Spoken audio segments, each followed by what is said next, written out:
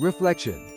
Abraham, Isaac, and the question of the idolatry. The question of whether Abraham was about to sacrifice Isaac or a form of idolatry, that of loving Isaac more than God, is a profound and theological rich interpretation of the Genesis narrative, chapter 22. While the biblical text doesn't explicitly state that Isaac had become an idol for Abraham, this perspective offers a more nuanced and relevant understanding of the trial Abraham faced.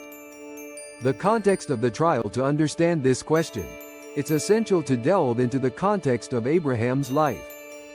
Isaac was no ordinary child. He was the son of the promise, born to Sarah when she was old and barren, the miracle through which God would fulfill his covenant with Abraham, making him the father of a multitude. Isaac represented the future, the divine inheritance, and the fulfillment of Abraham's dreams. It's therefore entirely conceivable that Abraham placed immense value and deep love in Isaac, perhaps to the point where it risked supplanting, in his heart, his supreme devotion to God. Genesis chapter 17 verse 19.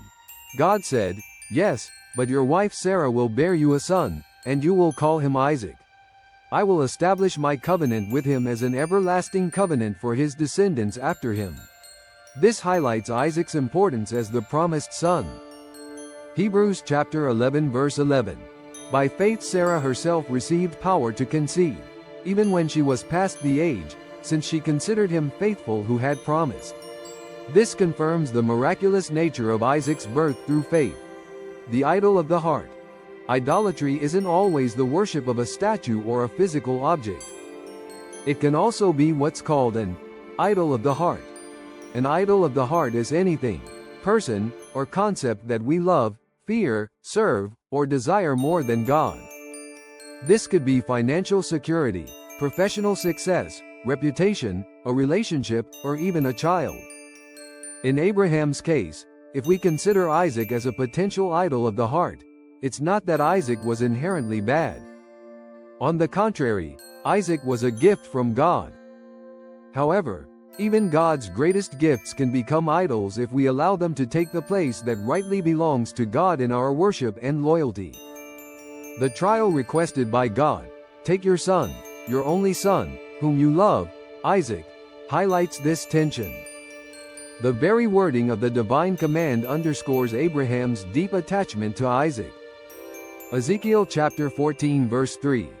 "Son of man, these men have set up idols in their hearts and put stumbling blocks before their faces that will make them fall into sin. Should I let them inquire of me at all?" This defines the concept of idols of the heart. Matthew chapter 10 verse 37. "Anyone who loves their father or mother more than me is not worthy of me. Anyone who loves their son or daughter more than me is not worthy of me." Jesus emphasizes the primacy of love for God over family relationships, which can apply to Abraham. The test of obedience and supreme love. God's command to Abraham was not a divine whim, but a supreme test of his faith and obedience. God wanted to see if Abraham truly loved him above all else.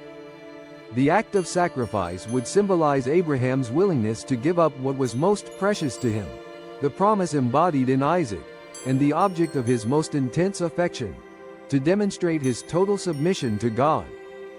If Isaac had become, consciously or unconsciously, an idol of the heart for Abraham, then the requested sacrifice was not only the sacrifice of a child, but the sacrifice of excessive attachment to a divine gift, to the detriment of the giver. It was a call to realign his heart and put God first, without reservation. Genesis chapter 22 verse 2. "Then God said, 'Take your son, your only son, whom you love, Isaac, and go to the region of Moriah. Sacrifice him there as a burnt offering on a mountain I will show you.'" The divine command itself emphasizes Abraham's love for Isaac. Hebrews chapter 11 verse 17-19. "By faith Abraham, when God tested him, offered Isaac as a sacrifice.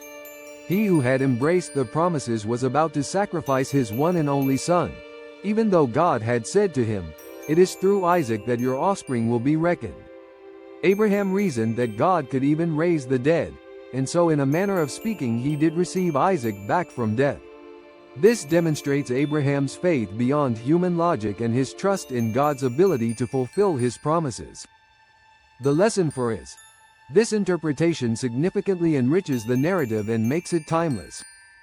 It pushes us to reflect on our own lives. What are our idols of the heart? What do we cherish or fear more than God? Are we willing to surrender everything to God? Even what is most precious to us?